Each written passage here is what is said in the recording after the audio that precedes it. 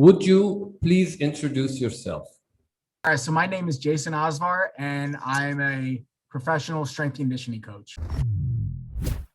So when I first read Doug's book, it was recommended when I was listening. A buddy of mine recommended the Mark Bell podcast that Doug was a guest on, and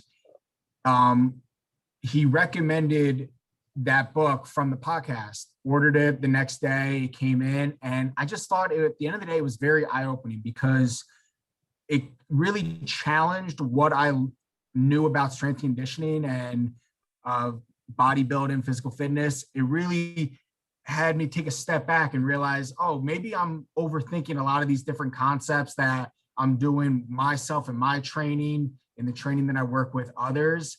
It kind of put me in check of there's more information out there, or actually there is this information that's out there. It's just people haven't really exposed it to the population of, hey, here's a smarter way of training, safer, healthier, and you can get the most bang for your buck. Because at the end of the day, with my training and people that I work with, I want to see what I can get the most bang for their buck out of it.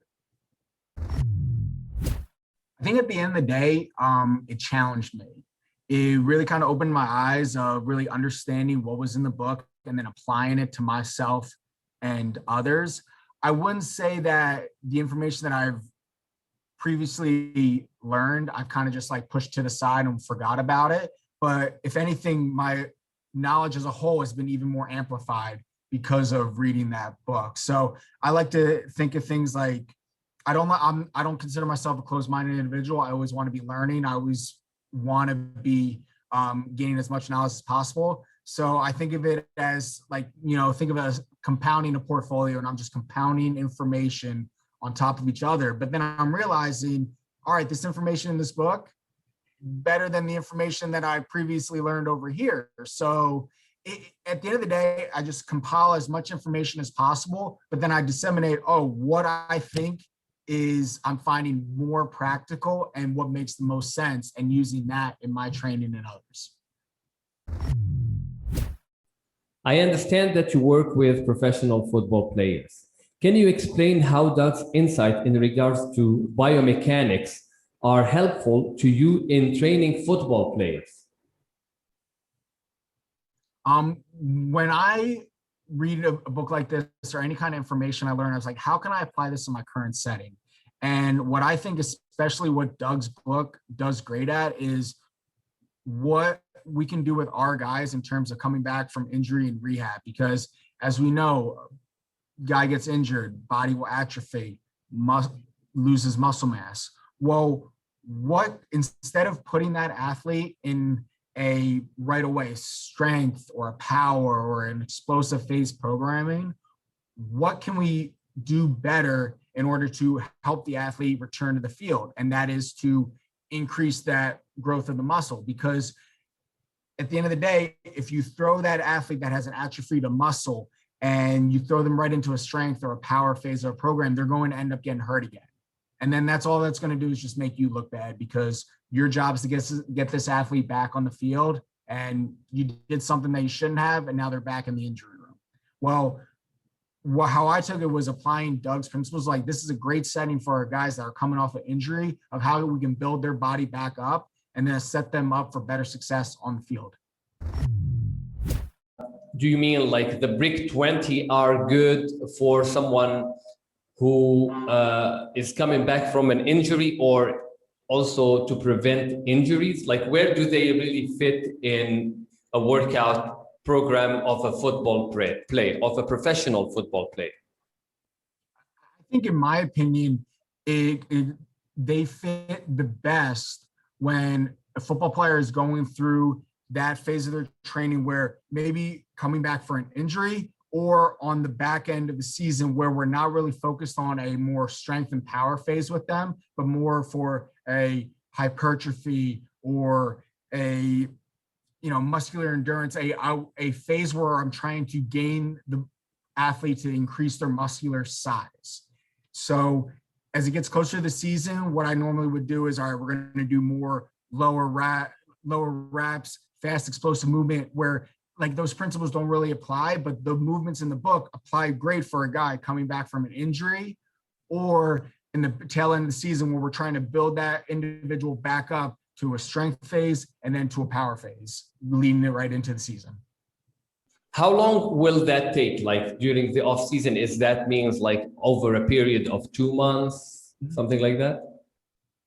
Yeah, usually those phases in my mind, they could take anywhere from 3 to 4 months that we'd be working with those guys. And then once practice begins, then we're kind of adjusting the training a little bit lower volume, more of an intensity aspect of it. But that phase would then be 3 to 4 months, but let's say it's a healthy individual. And then if it's a guy coming back from an injury, who knows, hopefully, obviously the shorter time, the better, because we want to get that individual back on the field. But that's going to depend on what we need to do to make sure that they come back at their best. Do you see that they have a place during the season, like maybe once a week or like a specific exercises, or at that point, no more of these exercises, you just focus on the skill movements? I'm not going to say no, because I would like to see them in action first. Like I am all for thinking about especially during the season, trying these different movements. But I'm not going to say no, because I think they do have a place in it. I just would have to try it out and see. I mean, me personally, I like it, but I want to try it on other people during that time of year to see the benefit from it. As you know, many old school coaches believe that the big three compound lifts are sacred. In power sports like football, do you think this is because they don't understand the physics of those exercises as explained in Doug's book? I think it was funny because I've had this conversation before. It's like, I don't know necessarily if they don't think they understand the physics of it, but I think there's this mindset of it's always been done this way. It's like that tagline of like, oh, when I was an intern, the coach did that. But when he was an intern, that coach did that. And it's always just been this constant, like this after this after this. Well, it's always been done that way. And I can't stand that. So I would hope to say that they understand the physics of it. But in their minds, they're like, well, we've always done it this way. It's always worked, essentially. And my argument is like, I understand that, but you got to peel all those layers back of, okay, what actually makes sense? What actually works? And at the end of the day, these individuals are such genetic freaks that you can do anything with these guys and they're going to reap the benefit of it. So yeah, of course, if you do a bench, a squat, and deadlift, their number's going to go up. These guys are freaks, especially at a young age. So I want to say it's more of growing up, they have been told that it's always been done this way. This is what works. This is what's in the books that they've read that have been passed on to them. It's going to be more of that mindset of that hand-me-down of knowledge from other people instead of just kind of really figuring out yourself or taking the leap and reading books like this and really figuring out like, oh, there's other stuff out there that makes sense. How often do coaches in like professional football get updates regarding exercising and like a new strategies of strength coaching and stuff like that?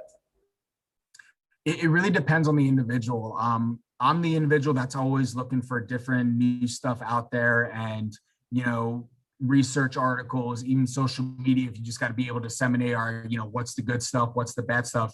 But it really depends on the individual. I think the really great strength coaches out there are constantly trying to sharpen those tools in their tool chest of, all right, what's new out there? What makes sense? What are other people that I trust in the field doing? Reaching out to people, asking for advice, conversation. When an individual says like, hey, I'm good, I've learned it all, this program works, well, I can't help you then. I think you're just stuck.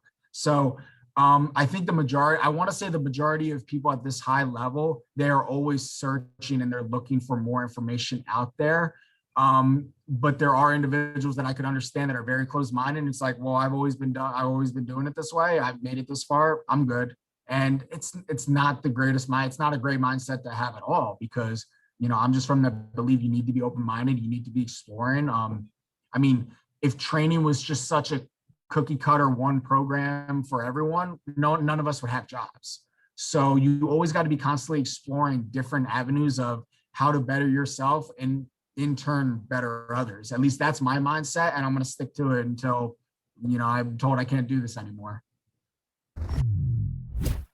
Is the percentage of the open-minded trainers higher than the closed-minded? I think so. At least I'm that individual that's going to be positive, and I'm saying, like, I really hope so, because it's a very disservice to the athlete and your team if it's more closed-minded. So I'm going to gear to the positive end and say yes, that more or less are open-minded, because at the end of the day, it's all about the athletes and the people that we work with. So if you're closed-minded, you're just doing them a disservice just as much as you are doing yourself. Are you aware if other people in the field know about Doug's teaching? I know a few people. A buddy of mine that worked for another team, he was actually the one that sent me the information, so he was aware of it. And I have not heard yet of anything other, but I do know that there was one other individual that worked with. He actually was the one that sent me the podcast, sent me the book, so I do know of actually one other. Yes. Do you use Doug's recommendations in your own personal workout? Absolutely, and I love it because I like to try things on myself, and I've noticed with using the principles in Doug's book, this stuff works. I mean, I told him my story of a couple months ago and my journey through this, my own personal physical fitness journey that I had. And I mean, after losing a bunch of weight and really kind of found a new drive of trying to learn and this new passion for bodybuilding, I guess you could say, like, this book has really kind of helped me along, and it's given me some ideas of things to try on myself. It's enjoyable. Like, my training has never been better. Life has never been better. It's just been so much fun, and it definitely has to do with my training and stuff that I've learned in Doug's book and how I'm applying it, and it's just fun. It's just fun. Have you noticed a difference in the results you get and the way your spine and joints feel? 100%. I mean, knock on wood, I've had a lot of back issues in terms of squatting, deadlifting. Who hasn't? I can't tell you the last time I squatted. I can't tell you the last time I deadlifted. I can't tell you that. I mean, bench. I mean, I'm a meathead, so I'm always going to bench it hard. But I can't tell you the last time that I've actually put a bar on my back or done a deadlift, so to say. Those two of the big powerlifting movements, and I feel great. I'm not gonna lie, I feel great. The movements in Doug's book really just put my body at a, set me up for success, where I'm going to keep myself safe, and at the end of the day, be smart with my training, because then if I end up hurting myself, I've done that in the past, it sets me back weeks, and then I just end up going crazy because I can't do anything. So yeah, absolutely. My body feels great. My joints feel great. It's been amazing. Who else do you think can benefit from Doug's teaching? I mean, I really think anyone that wants to get better and wants to really take their training up to a next level and really kind of see that there's another side of training that they possibly been doing all their life that they've always done. I think athletes, I think bodybuilders, I think personal trainers, I think anyone that at the end of the day, they want to better their own self to better their client. And it's just all about trial and error. And I think what you need to do, if I'm an individual that gets my hands on this book, you try it out first. You see how great it is and you see how it makes sense. And then you implement it into your other individuals that you're training and see how it works. I'm the first one to say, like I said before, I did this on myself and I really enjoyed how I feel. It worked. So then you just evolve and then you go take the next step of, okay, how can I implement it to better others? So absolutely. I think there's a laundry list or a grocery list of people that I could think people in the fitness profession that could use this book and find it extremely beneficial. In your opinion, do you think the information that Doug's presenting has the potential to revolutionize the fitness industry and change people's mind? Absolutely. The information is there to change people's minds. But the problem is that you have people that can be stubborn and ignorant and closed-minded, and they may not want to change their mind. But you know what? It's their loss then. But the information, absolutely. I mean, it's changed my mind. Other people that I've talked to, I've shown this to. They believe in it. They've tried it. The information is there to change people's minds. It's just, unfortunately, there are people that are just going to be those closed-minded individuals that aren't going to refuse to, and they're going to be the ones that are saying that, oh, we've always done it that way, we're going to stick to it. Well, you know what? That's their own fault. But in my opinion, the information is there that can be very beneficial to themselves and others. So to go off of that, it's the principles are there. It's just Doug was the one that said, hey, everyone, listen up. And it's a matter of, this stuff works. Just take it in, read it, think about it. It makes sense. It's always been here. Just put everything that you've learned in the past, put it on the back burner, be open-minded to this. And it's not anything new. It just makes sense.